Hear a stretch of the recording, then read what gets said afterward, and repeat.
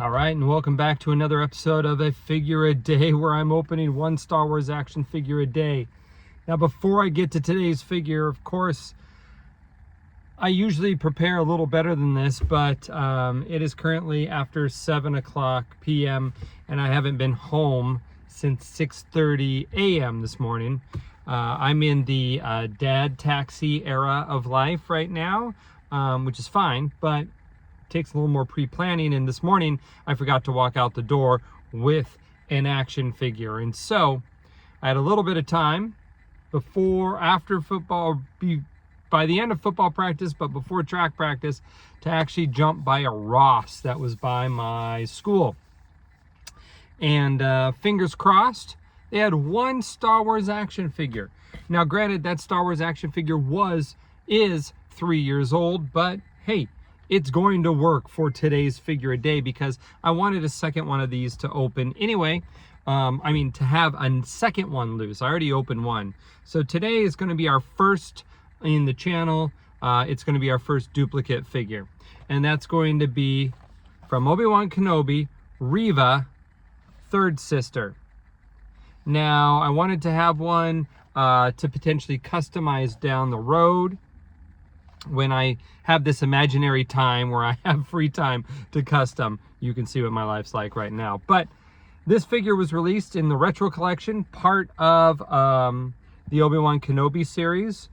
It says on the back here, this Star Wars Retro Collection is inspired by the 1970s Star Wars figures and features original figure designs and detailing. Continue your collection from the galaxy far, far away. And there was only one wave of Obi-Wan Kenobi figures. Still looking for more figures to be released. I don't care if they're retro or TVC or Epic. The Epic line, I still want more from this show. It's underserved when it comes to TVC action figures. And yeah, I was surprised to see her because I haven't seen very many action figures lately, 3 3/4 scale at Ross. And I try to get to Ross every couple of weeks, especially when I hear stuff's hitting. I typically have more luck, or at least I did, finding Transformers and G.I. Joe figures that I wanted, but I put off buying because Star Wars is always number one. But I always can't leave. For $3.99, it's hard for me to leave a Star Wars figure on the shelf, much less a retro-inspired collection figure. So here we are. We have Reva. She comes with the single accessory of one of her Inquisitor lightsabers, and it's double ignited, but it's only half extended. So some of them have the full circle extended and some have just this. So very reminiscent of a Kenner lightsaber. It's even got the little dots right here. There's no way you'll see those, but the 3 little dots there that were on the hilt of Kenner sabers.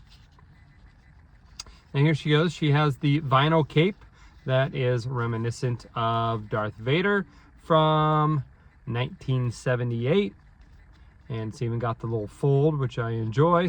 Not all of the retro collections have the fold down in the back. Some of them just kind of go up to a point. So I do like that she has that. Are we considering the robe an accessory? I mean, it is fully removable.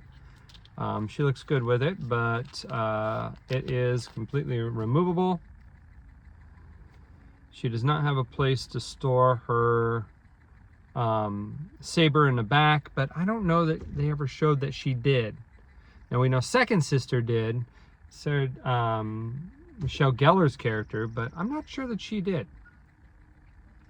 So there she is. She's got 5 points of articulation, which is perfect for a Kenner-inspired retro figure. She's got her ponytail, but it does not impede any of her neck movement. She's got the Imperial cog on her shoulder as she is an Inquisitor, or at least was. Ooh, spoiler. But yeah, the hair is sculpted great, and the face is great, I dare say this is, sculpt-wise, this is more than a New Hope era figure, a Star Wars 78. This is more of a Return of the Jedi sculpt, in my opinion.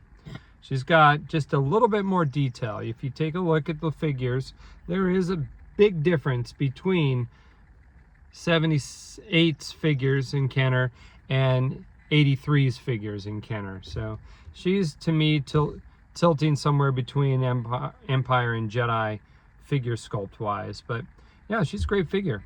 I actually think I like her without the cape more than I do. I don't know, there's something about the cape. It's a little bit too long, okay?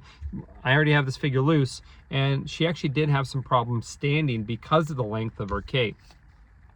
With vinyl, you got to kind of have them shorter than the figure to get them to properly stand. So let's get our accessory in our hand. Boom, goes in easy peasy. I like that the newer figures have a better grasp of their weapons.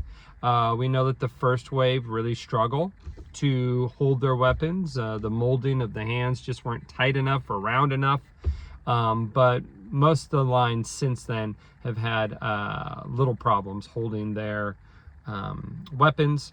Although I did hear Walrus Man struggles a little bit, but I haven't opened mine yet, so I'm going to reserve judgment until that. Hopefully you're finding your vintage New Hope sets. Steve Evans says they should be more prominent here very shortly. More and more people are finding them. We're getting them on the app. So best of luck on that. And today's figure, we're going back to 2022, the Obi-Wan Kenobi Retro Series, Reva, third sister.